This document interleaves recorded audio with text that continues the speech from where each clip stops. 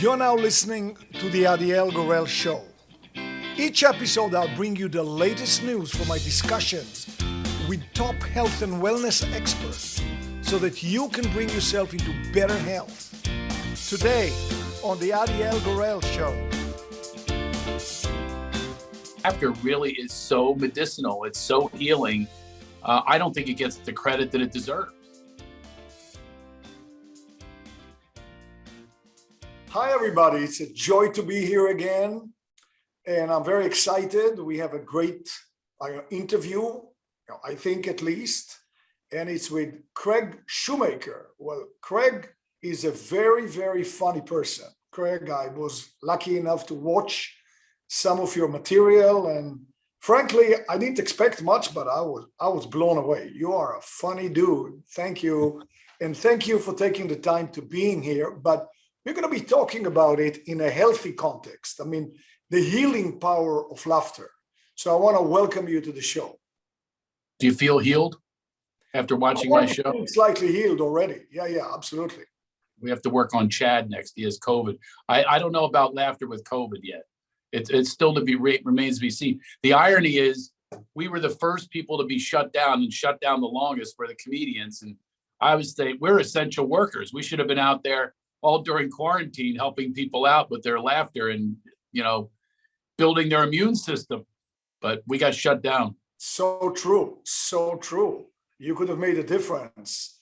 But Let's go back to the very beginning. I mean, tell us a little bit about your history, your background, and how you came to laughter, not just as a medium for you, because you're very, very good, but as a healing medium. That part happened. I've been doing stand-up for many years since high school. My junior year of high school, I performed in Ava Tamini's backyard. And when I was working at a law firm, I performed in the lunchroom and ended up opening at 3:00 in the afternoon, 109 degrees in West Philadelphia. And in between sets of my friend's band, I said, I'll try to do some jokes. And I got one laugh and like crack, I was hooked. So I can't get off it. But my whole life was a lot of dealing with pain. And my dad left when I was born. I'm like, something I said, wham, he's gone. And then raised by just my mom in a female household. And my first shave was with an epilady. And, my dad's a cult leader. And I was kidnapped when I was a kid by a serial pedophile. And I was bullied. And, well, how do you deal with it if you don't have like the physical goods? Well, I developed the mental goods and the emotional goods to be able to deal with anything that comes at me. Laughter really is so medicinal. It's so healing. I don't think it gets the credit that it deserves. More people should go to, like, we're a pharmacy, go to the pharmacy, get your goods. So I started, but I was really always done well in comedy. I put myself through college performing comedy, but everything sort of shifted back in the late 90s. My best friend got brain cancer and they gave him 3 months to live. He had a 1.5-year-old daughter, Kayla, and he wrote Cool Runnings, Little Giants, real comedy guy. He directed my first movie, The Lovemaster, and Michael Goldberg. And I said, you know what, let's explore this, this laughter. Cause I had heard about Norman Cousins. He cured himself of a terminal illness through laughing, locking himself in the room with Three Stooges tapes or whatever. But that was the one part about Anatomy of an Illness that I had to understand is like, well, comedy is very subjective. Laughter is not. The act of laughing is not subjective, but comedy is. So what do you laugh at? So I developed these programs in this cancer facility. They gave him 3 months to live. And he showed up for all of it. And he lived 15 years past the 3-month prognosis. And I like to think a lot of it had to do with, modern medicine, of course, but really it increases the efficacy of whatever drugs or whatever protocols you're on. That's what laughter does by oxygenating your body and healing endorphins being released. So I did the big study on it, and sure enough, it worked for him. And I know it works for many other people. So I really want to be Johnny Laughter Seed and spread the word on this. Well, clearly, our subjective experience when we laugh, we know, or at least, I know, it feels good. Your body kind of goes into some sort of a convulsion, depending on how hard you laugh. something happens to your breathing, but generally there's a great feeling of joy.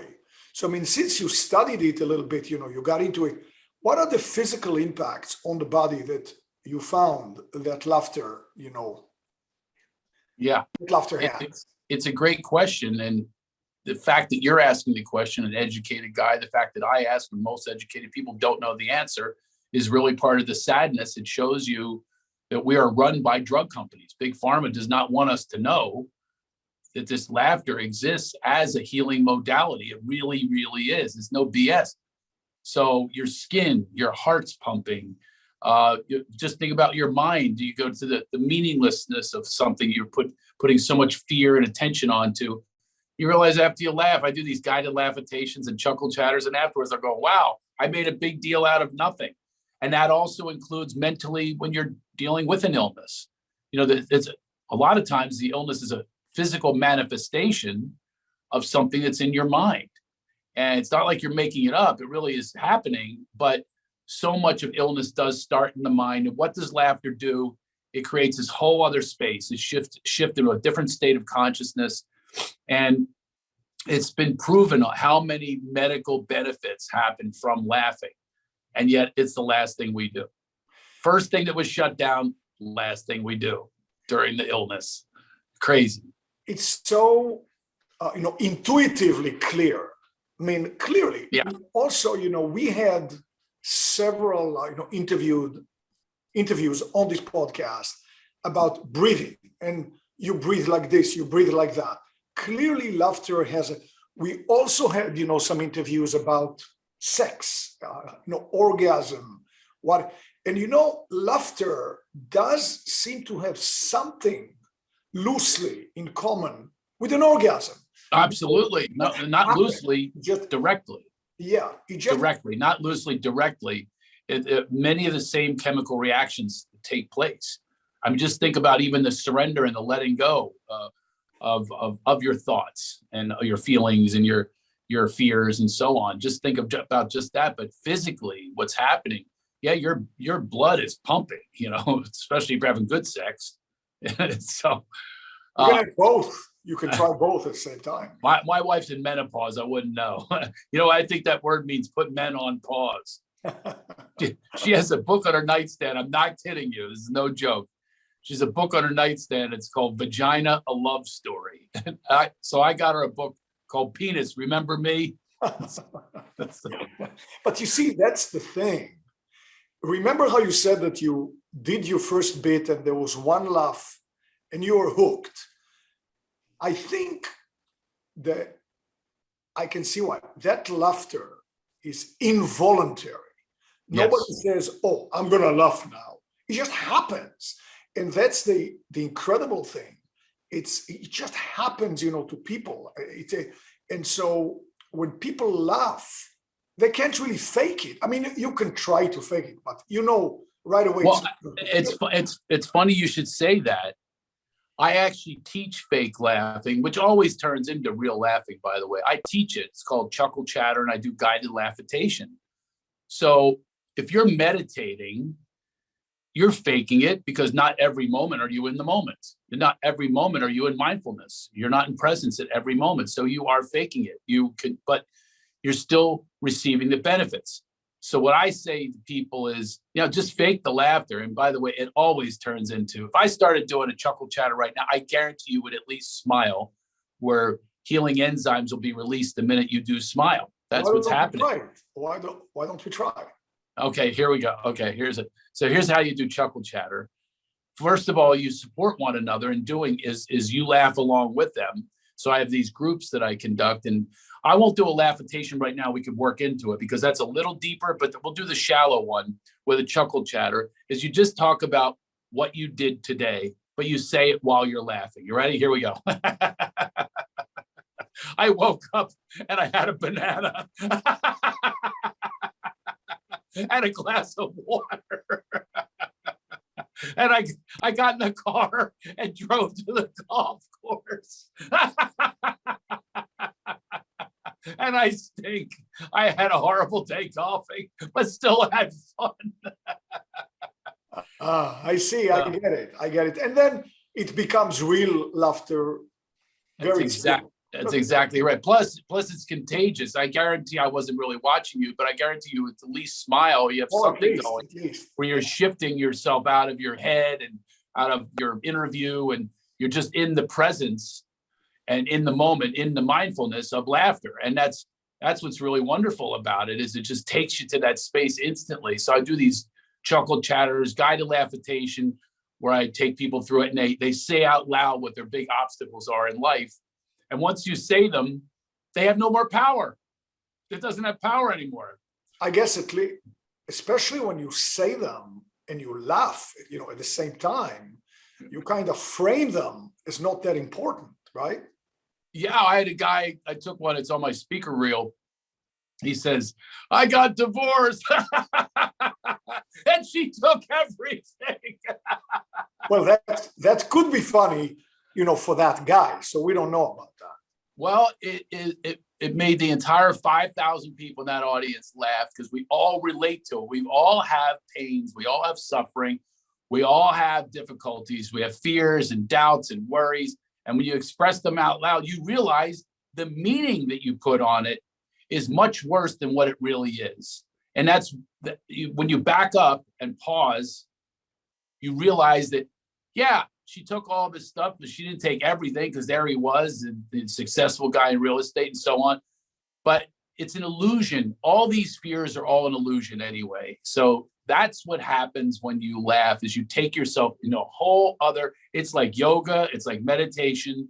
It takes you into this really pure space of bliss. You're in pure bliss. So, and nothing reminds me of, what Mark Twain said, which you probably know. He said, my life was full of horrible events, terrible things, most of which never happened. Right? Yeah. So, it's like it's all in our mind. So if we talk about it, we laugh about it, they are not just lingering there as fears, right? Absolutely. And fear is an acronym, false evidence appearing real. You're just building up evidence. It's not real. The fears aren't ever real. Well, they appear to be evidence. Say it again. False evidence appearing real. Oh, so you're building up false evidence. Like, think of a fear that you have, like walking down a dark alley. That's all. The evidence has been built by watching the news, by hearing sometime 40 years ago that alley, there was a murder in the alley or whatever it is, but it doesn't make it true that there's anything that's life-threatening in that alley. But we make it true with our fears because we have biases that are thrown into us or tossed into us on a daily basis. We're programmed for these biases and these fears, but laughter takes you into the presence where there's none of that going on. None of that exists. There is no news. There's no media. There's nobody bombarding you with this messaging. And by the way, this is how tyrants, this is how governments operate, is they keep you in fear by feeding you those things that aren't really true. They're true in an essence. Of course, they're true of an essence, but they're choosing what algorithms they use, what data they give you. They're choosing but they want to keep you in that space, which makes you vulnerable, and therefore they can control you. So in laughter, if you're laughing, if you choose laughter, you're in control. You are in your own body. You're in your own state of consciousness. And it's great because now you have the power to heal as well. It's a great healing modality, which they don't want you to realize either, because they've got a simple fix for you. Drug, alcohol, whatever it is, avoidance, running, bullying, whatever it is. It's like, here's your easy fix on it. You'll dominate, whatever it is, control it, manipulate it. But no, if you're in a state of peace and bliss, if you're not in a state of desire or fear, then you're in bliss and nirvana. And why not seek to go there and increase the level of laughter, the amount of times you laugh? Did you know that children laugh 200 times a day on average, and adults laugh 20? And what happens is you're born this effervescent, beautiful being of wonderment and curiosity and happiness. And then they say, stop that. Stop being silly. And that's the messaging we get. You're being silly. You're being ridiculous. Take it serious. You got to get a good grade. You get rewarded for compliance and for listening and behaving properly. So that's how we've been conditioned. Laughter's the opposite. And that's a threat. That's a threat to any leader, a teacher, a parent. It's a threat. And so I'm of the belief that we can shift this, that we can start a movement where we say to them, thank you for sharing. I'm going to laugh anyway. Well, I see also why laughter is being sort of shunned in certain cultures where they want you to be proper, they want you to be good boys and girls. Laughter is a little bit, uncontrollable. So It could be loud. Don't laugh in the library. Come on, you should be. So, stuff like that. Laughter is a little wild. And some cultures don't want you to be wild. They want you to be quiet and proper. All cultures, every culture. There's no culture except for maybe Bhutan, where their gross national product is laughter. But no, most cultures, it's literally how leaders stay in charge and tyrants and so forth. That's how it operates. That's the operational conditions that we're under, as opposed to we can build our own standards. We can make sure that we laugh 200 times a day like the kids. We can commit to that. And it's like a practice. If you're a Buddhist or if you're religious, whatever it is, you have to practice all the time before the repetition becomes intuition. So my intuition now is much more to laugh than to get in other people's lines. I have a book coming out called Get Out of Line and Into Alignment. If you're in alignment with yourself, with your true being, your true essence, your joy, your wonderment, your curiosity, all those things, if you're in alignment with that, then life is so much more beautiful. If you line up into the lines of the following lines and follow them, it's a series of people are just unhappy, they're attacking one another. And by the way, they're in major fear. They don't know who they are anymore. They don't know who they are because they're trying to give the people what they want, the leaders, the teachers, whoever they are. Get in line, shut up, sit down. What are you laughing at? That's the message. What are you laughing at? I'm laughing because I'm laughing. Who cares what I'm laughing about? But, don't be silly. All of that messaging is conditioned into us. We have to recondition it, or else we're going to be sorrowful, suffering people. Well, actually, when you take it on a larger scale, you could argue that you can start a war just by the leaders deciding to start a war. It's not really true, because you need to have the support of the people. You need to, so if everybody's laughing all the time, everybody's happy, then what are you starting a war for? No way, don't start a war. But if you get people in fear and hatred even, now they say, oh yeah, start a war. It's okay, you got my vote. Yeah, they'll join in because we live in a follower world, whereas you could lead with joy, laughter, happiness, and so on. You could lead with that, but that's not how the system works. But the system could work if there's enough of us to start a movement, a laughter movement, where you do guided laughabitations, chuckle chatters, you commit to watching more comedies. I have my students, I teach it, I also teach and coach it. And one of the things I do is say, first of all, turn off the news. The news, their entire agenda is to sway you in a certain direction. And then, by the way, the companies, the sponsors, always insurance companies and drug companies, and they handle the anxiety that they just handed you. They choose what you, like my mother always says, well, where are you going to get the news from? I go, it's their news. The news means nothing to me. Like, I actually don't know what wars are out there. I think there's one in Ukraine right now, right? So, but I don't stay in touch with it, because guess what that would do? Every day I would have anxiety because I would get the reports on who died. So now all across over another nation that I've never even been to, I am now concerned with them, which takes me into a space of vulnerability, because now my immune system is being drawn out because I put my power into this instead of a divine, ethereal light, levity. If I put my energy into that, all these things happen all over the world. And by the way, they're chosen, like the Ukraine war. I'm not saying it's not horrible and so forth, but there's wars that you don't even hear about because they're not in a land that people, for instance, Caucasians probably don't care what's happening in a lot of African countries where there's genocide and stuff. Well, we don't know about it. That's news, right? So I choose to put my focus into the news that's present and around me. And that's not being selfish, that's being selfless, because I can help people around me. I am powerless over a war going on in another country. So I approach everything with levity and laughter first. And yeah, of course, there's serious topics. And by the way, funerals, I don't even think they're serious. I call them funerals. You go have fun, put the fun in a funeral. My buddy did pass away 15 years later with the brain cancer, and we roasted him at his funeral. It was hilarious, and he would have loved it. We kept thinking he was going to pop in and have it. He had 9 lives, this guy. But anyway, a much better way to approach life. We only got one shot at this thing, one go round, and we might as well have some more fun. So, it's interesting that when somebody is a teenager, you look at, the teenagers now, obviously it's an age of confusion. You're still a kid. You're not an adult.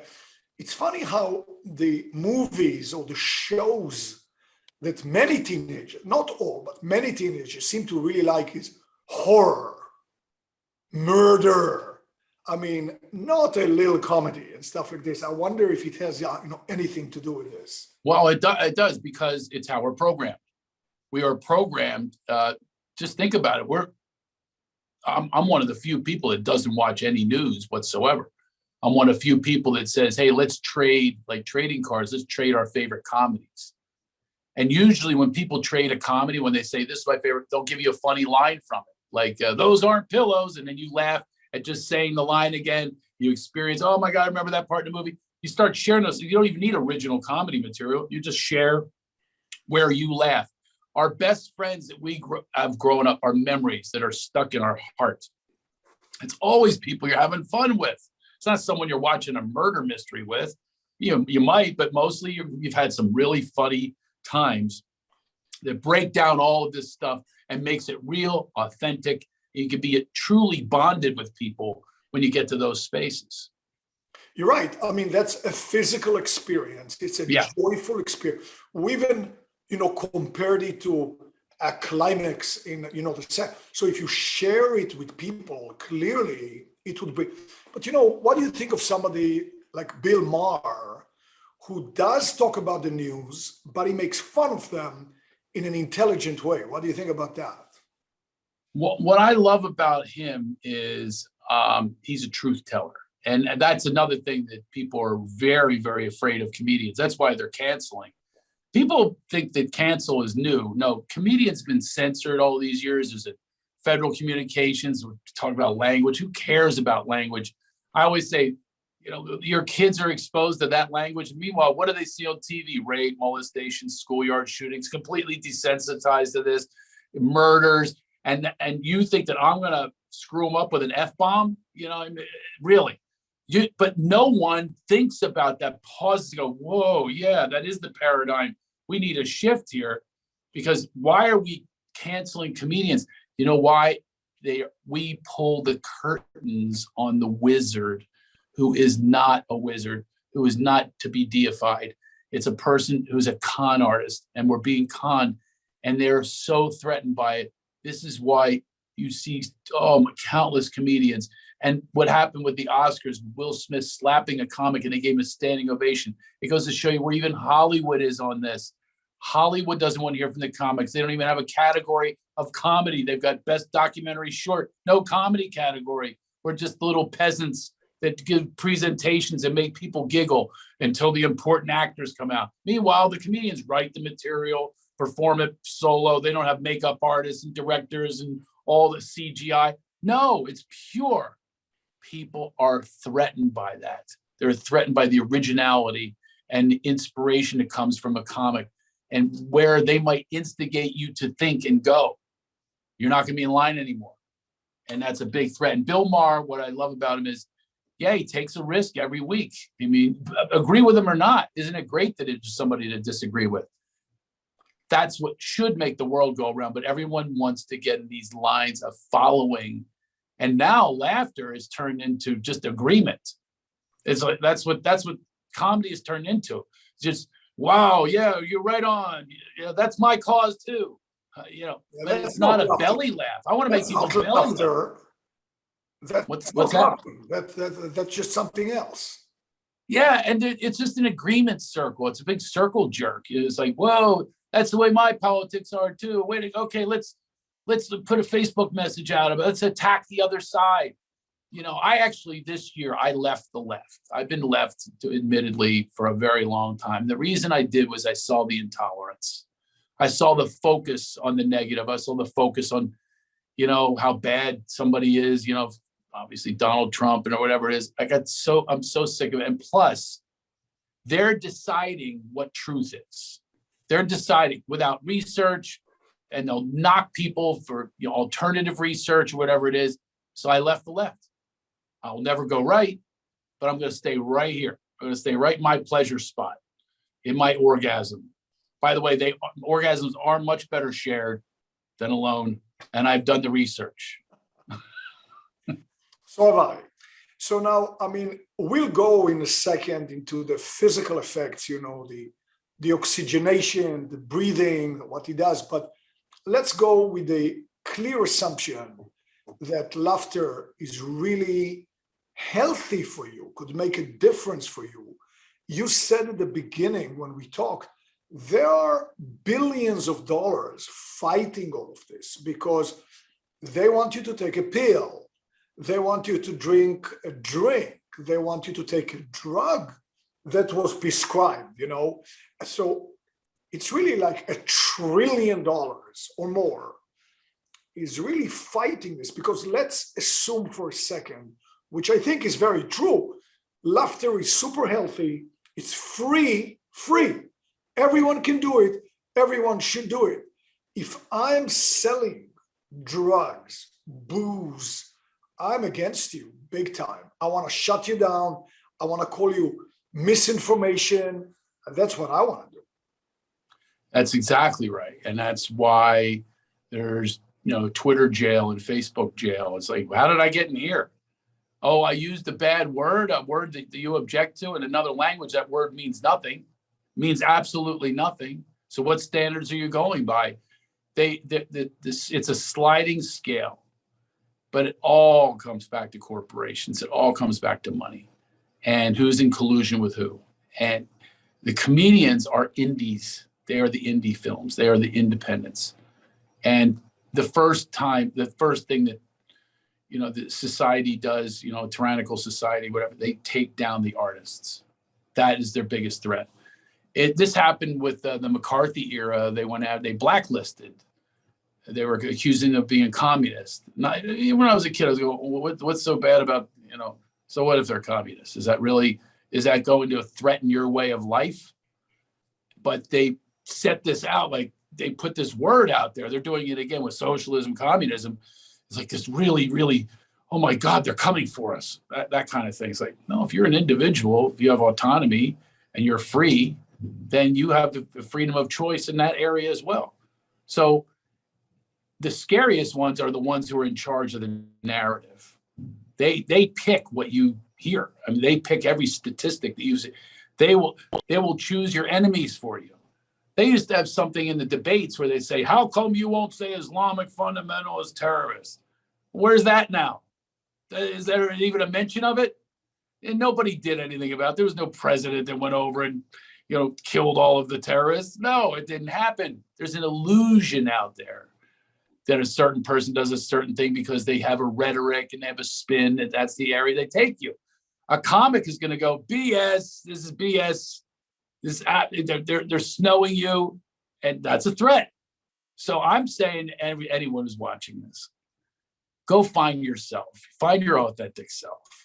And that authentic self, I guarantee you, wants to be in bliss and joy. I can guarantee it. That doesn't want to get into the hate wars, the attacks of people, the telling someone that you know more than they know, obviously discrediting them. That's another little tactic that people have. You're not a doctor. Well, either are you. Who's ever saying that? Either are you. You don't know the answers. No one knows the answers. There's no definitive science also, because science 10 years ago is not the same as it is today. So who's right? When they used to have like elixirs that were cure-alls, panaceas. Well, obviously those aren't good anymore. So it's evolution, but the evolution that needs to take place is, what can we do to heal our own bodies? What can we do without a chemical, a false chemical? What can we do to release our own chemicals that do exist inside of us? Stay tuned for part 2 of this interview. Thank you for joining us today. I know you love what's coming next in part 2. Be sure to click the subscribe button for more videos.